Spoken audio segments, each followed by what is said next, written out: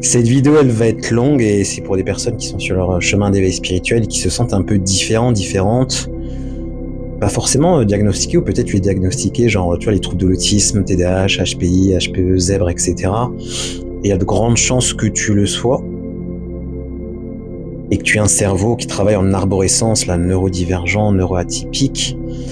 Et l'un des signes, c'est que tu vas avoir du mal à rester dans l'énergie de certaines personnes parce que sur ton chemin d'éveil, tu as soit activé ton hypersensibilité, moi ça s'est activé en 2016 suite à un burn-out, soit tu as amplifié ton hypersensibilité aux énergies. Tu arrives même à sentir ton corps éthérique, les chakras, etc.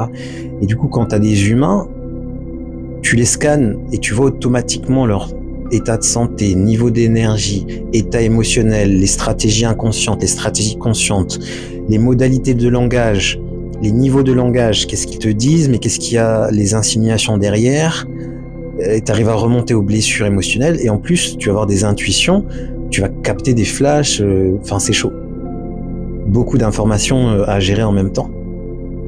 Et du coup, il peut y avoir une phase de solitude. Parce que ça prend beaucoup d'énergie, surtout si tu maîtrises pas l'ancrage, l'enracinement, que tu es sensible à la lune, à pleine lune, les nouvelles lunes, les rétrogradations de Mercure, de Jupiter et je sais pas quoi. C'est normal ce que tu vis, ce que tu ressens. Et il y a des éveils spirituels qui sont violents en fait, faut le dire. Parce qu'il y a les forces du côté obscur, du coup t'es visible. Et ils vont venir t'embêter pour que tu chutes en vibration. Il y a les forces du côté lumineux, du coup t'es visible pour eux aussi, donc ils vont te traquer pour que tu fasses la mission de vie. Ils vont te bombarder d'informations, et là aussi, comment tu gères toutes ces informations, toutes ces intuitions? Ils te demandent de faire la mission de vie, mais ça se trouve, t'es pas prêt. C'est chaud. Ça demande d'être structuré. C'est le problème des neuroatypiques, neurodivergents, on a du mal à se structurer, ça va trop vite dans nos têtes. Il y a trop d'informations à gérer en même temps, puis les ressentis, plus tout le travail spirituel à faire. Ça demande vraiment d'être très structuré. Moi, ça fait 10 ans que j'explore cela. Et j'ai structuré une approche spirituelle. Et ça permet d'avancer et de comprendre 99% de ce qui se passe dans le visible et dans l'invisible. Ça veut pas dire que tout sera parfait dans ta vie.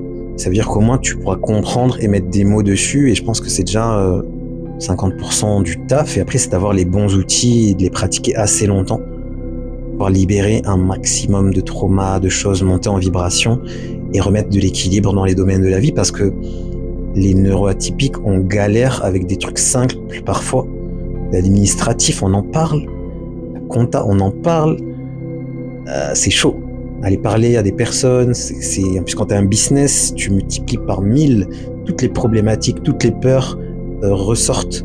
Il faut se filmer, il faut parler devant des personnes, il faut être régulier, discipliné.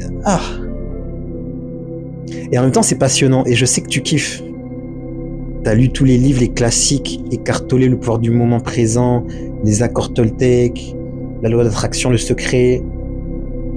On le sait.